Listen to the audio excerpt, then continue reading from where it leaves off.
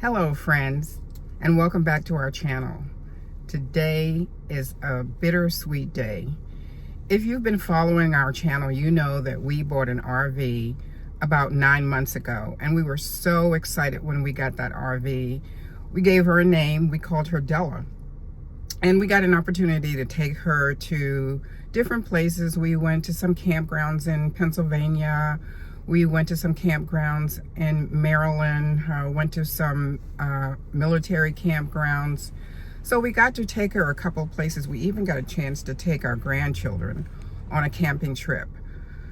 And when we took our grandkids on the camping trip, that was the day that pretty much changed our lives in terms of RVing. Della is a 24-foot RV. And when we had the kids in there, we realized, well, actually, let me go back. When we were in there, we were pretty comfortable. But when we had the grandkids in there, we realized that, oh, this is pretty cramped. And our dream, our desire for life is to be able to travel cross country and just visit all of the beautiful places here in the United States. And that was the game changer when all four of us were in that RV. And we were trying to sleep, trying to eat, trying to play. We all wanted to do our own little thing. And it just got us to thinking, oh my goodness, you know, what if it's just the two of us in there and we really love each other? But what if it's the two of us in there and it's a rainy day? Because every day is not going to be a sunny day when you're camping. So what if it's a rainy day? And we also had a Murphy bed. So the Murphy bed is out. It's a rainy day. My husband may want to sleep late. I may want to sleep late. I may want to watch TV. I may want to do a puzzle. He may want to watch TV. He may want to read the newspaper or read a book or something. And there we are with no privacy and praying to God that we don't kill each other. So that gave us clarity as to what we really, really wanted. We love Della. We've enjoyed her tremendously. But we decided that while she's still relatively new, we're going to trade her in, and that we're going to look for something a little larger to carry us through the rest of our retirement and to be able to enjoy traveling the country, like we said, and allowing us to have some separate quarters. So I decided I wanted to let you guys know so that in the event you don't see Della on the videos anymore, you know exactly what happened. So in an hour or so, we're gonna go pack her up and get going to take her to the location that we're going to deliver her to. We're going to sell her to, and we will see what God brings and what the days coming forward bring in regards to us getting another RV. Yeah, this is a sad day for us because we are getting rid of Miss Della. Nothing in there. That's clean.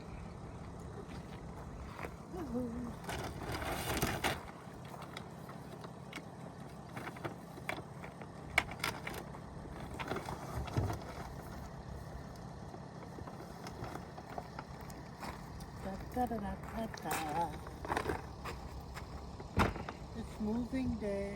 Moving day.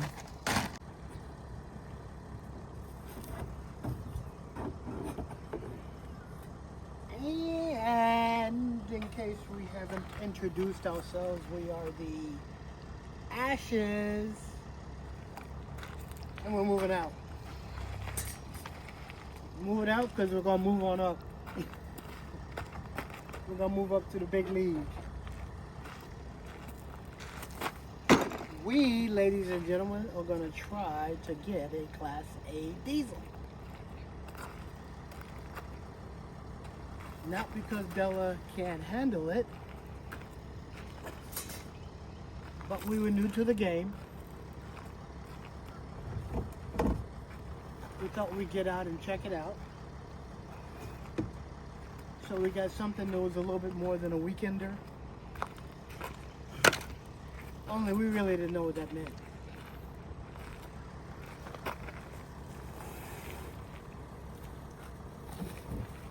We had more stuff than we needed, but we wanted, and we still want to carry it around. Della can't do that. She's a good old girl, though. She rides smooth. Got all the bells and whistles. But we're gonna move on up.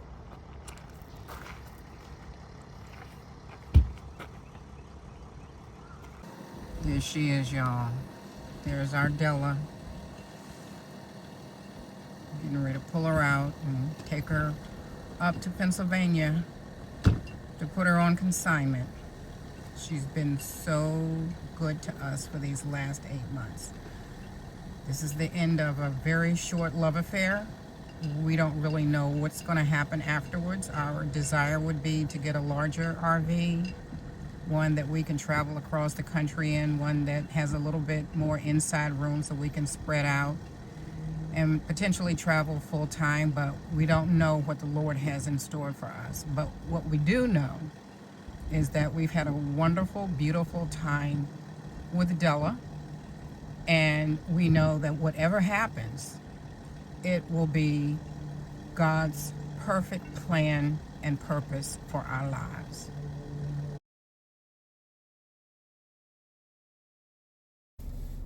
Yep, that's right. It's dark. I'm recording this message at night. As a matter of fact, it is 9:38 in the evening. You guys will never believe what happened on today, that we were taking Della up to Pennsylvania to set her up for consignment.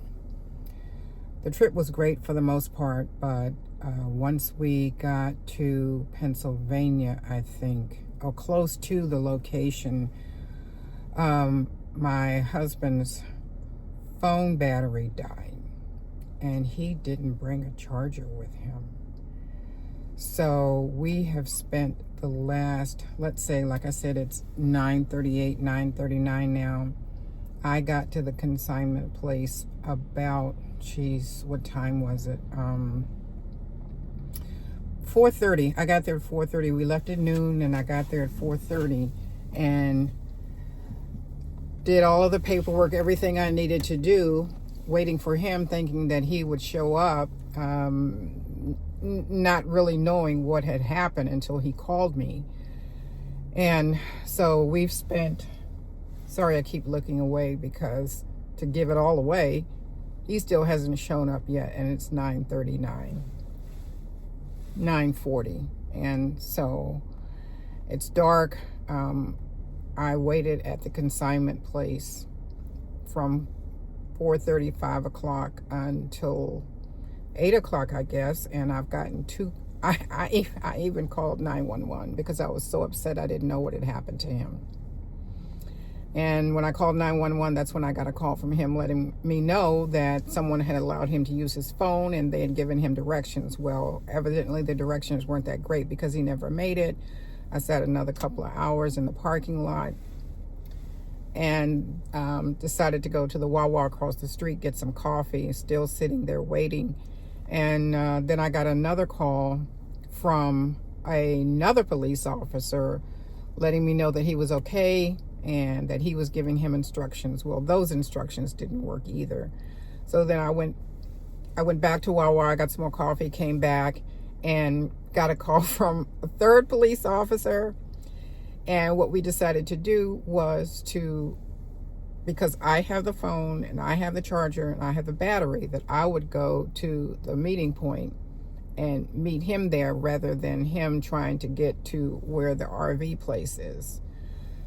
So that's what the officer was supposed to have done, is to give him instructions on how to get to this Holiday Inn here, which is I guess the most convenient place and the most known place in this area.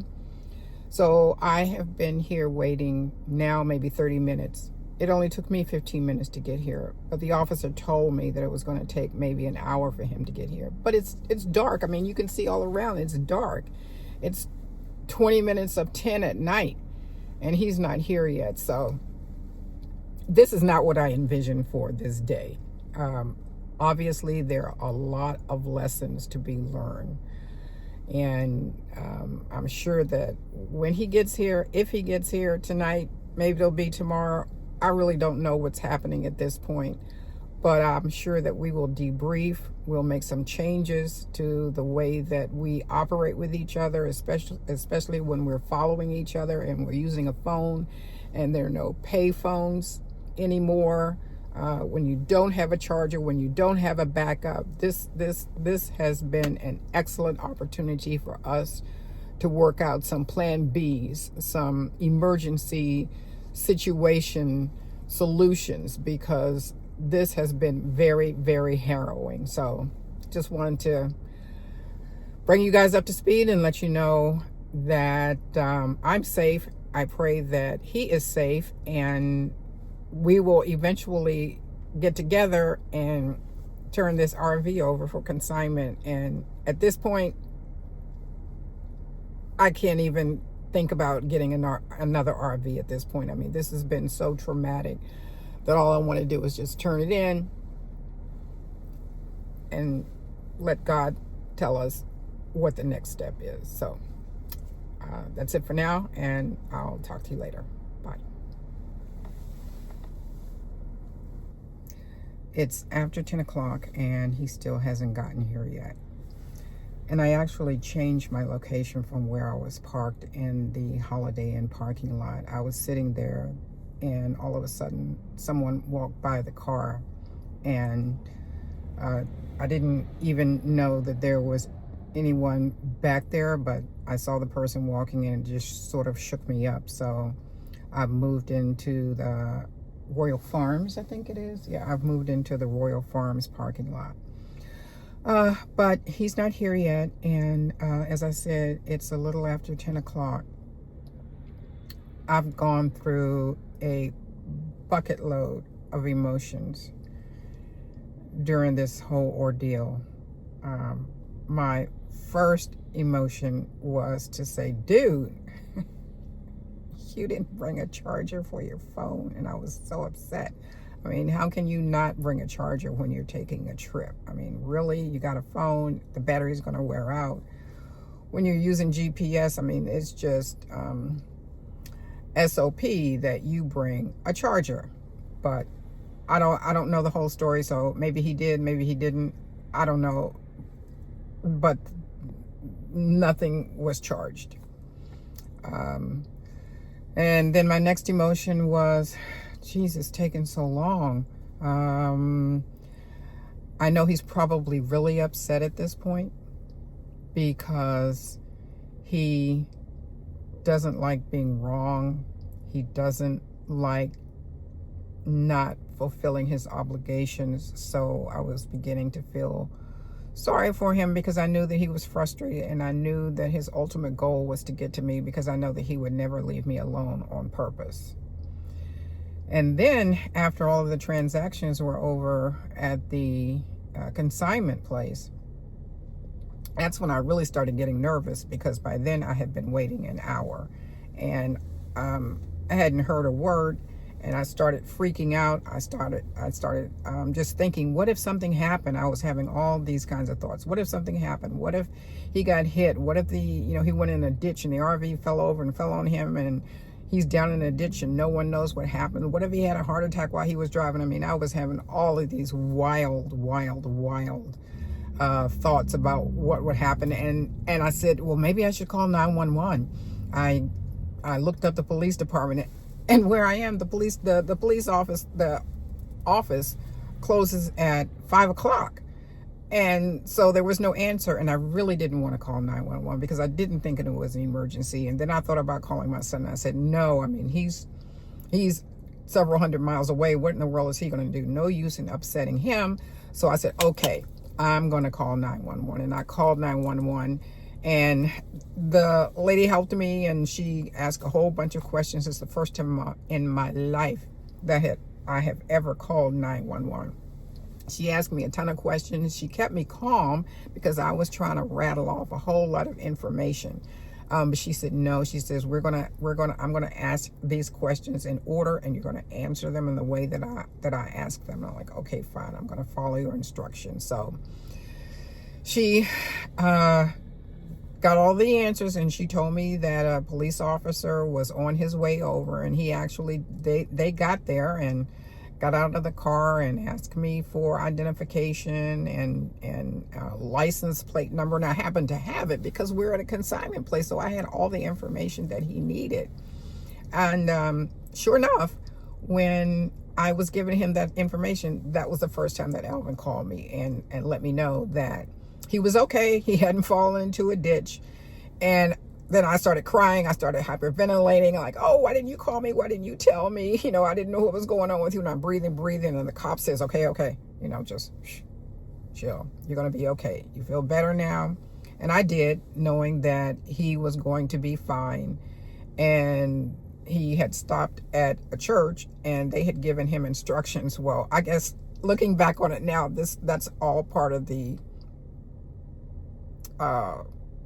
what's the word? That's all part of the different people giving him instructions, and evidently he wasn't understanding the instructions. The instructions weren't clear.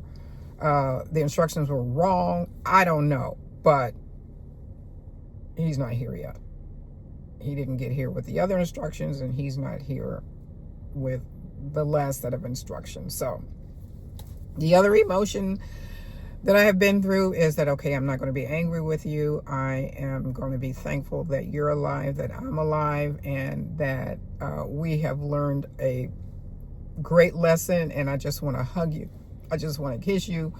I just want to let you know that things happen in life, and there's a reason for this happening, which we probably don't know yet.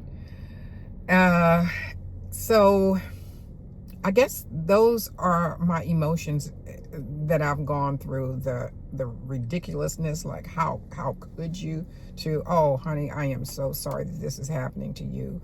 We have to come up with another method of working things out when we're traveling, to, why didn't you just go buy another phone charger? Why didn't you just go buy another whatever you need? You know, there's Targets around. There are all kinds of stores around. You could have stopped and just bought something. So, you know, unless you actually lost the phone. And at this point, I'm not sure, because at one point he said that the phone was dead, that he didn't have a charge. Another time he said that he lost the phone. And I don't know if lost the phone means lost the phone charge or actually lost the physical phone. So that's another emotion. Like, dude, you know, just buy another charger. But none of those things are going to help, because he's still not here yet. And it's 10:10. And I'm sitting in front of a Holiday Inn and cannot go in, because I'm not going to go in without him. So I sit here and I wait. And one thing I've learned is that you can really keep full on water, because that's pretty much all I brought with me. I brought some grapes and I ate those on the way up here, and I've been living off water, and got a cup of coffee at Wawa. But I'm just going to sit here and wait and see what happens. Like I said before, God obviously has a plan for what has transpired today. And maybe one day we'll look back and laugh. Right now, I'm not laughing. Right now, I just want to see my husband's face. That's what's most important. I want to see his face and know that he's safe. Yeah. Good morning, friends. Well, it's Tuesday morning, and I got a story to tell you. Alvin and I finally met up late last night, and he's safe, we're safe, Della's safe. We spent the night in a Holiday Inn, and we are about to go back to the consignment center and finish up everything with Della, and prayerfully have a safe trip home. I'll talk to you later and give you all of the details. Bye for now. It's been several months since Alvin and I had that terribly frightening experience, and we got separated in Pennsylvania.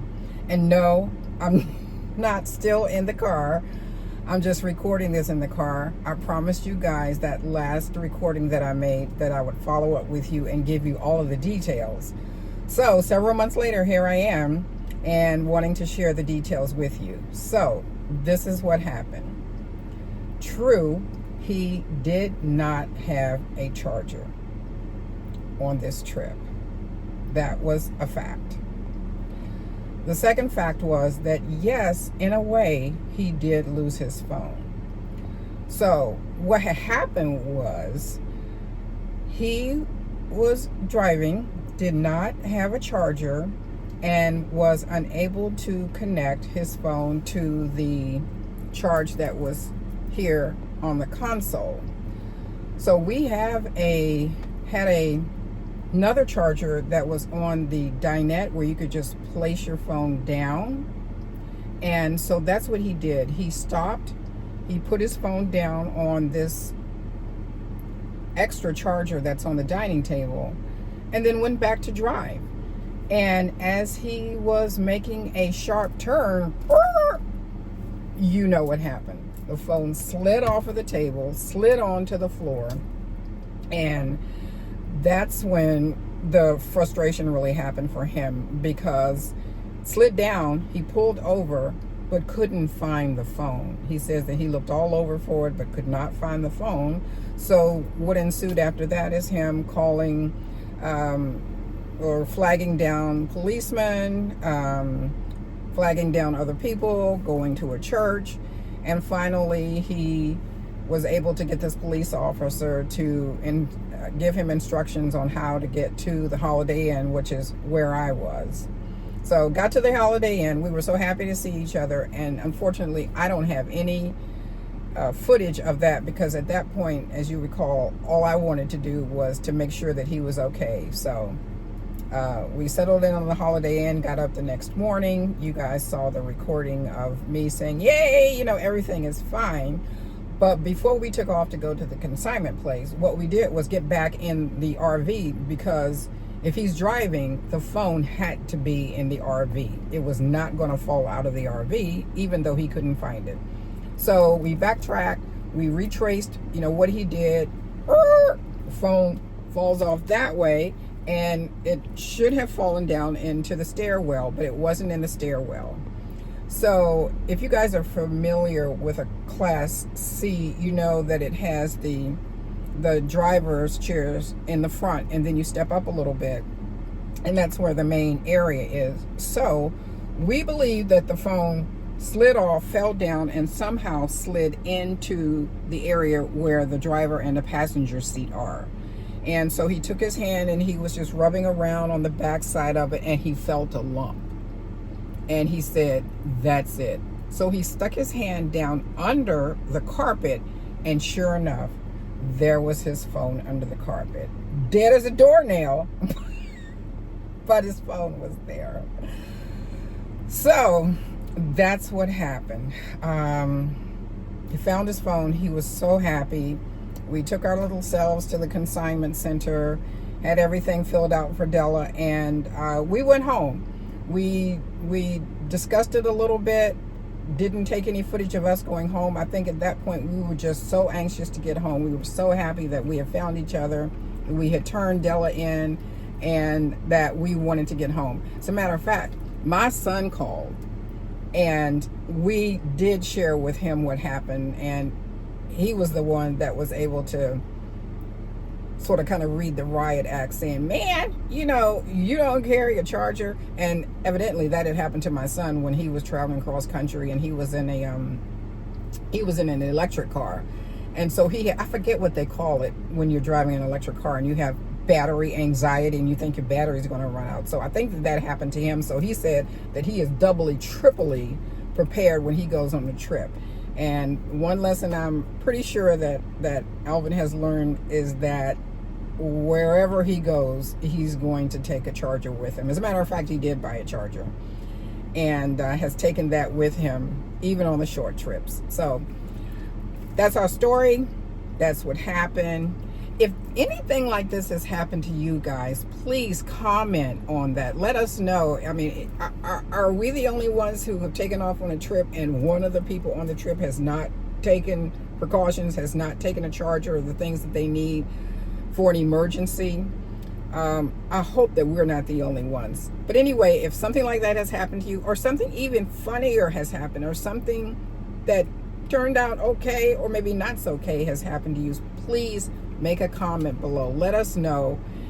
And thanks so much for hanging in there with me. I know this was a long story, but I hope that it will help somebody in the future to know that what you need to do in order to prepare for the trip. You need to be on the same page. So that's it for now. Thanks so much for tuning in, and look forward to seeing you again.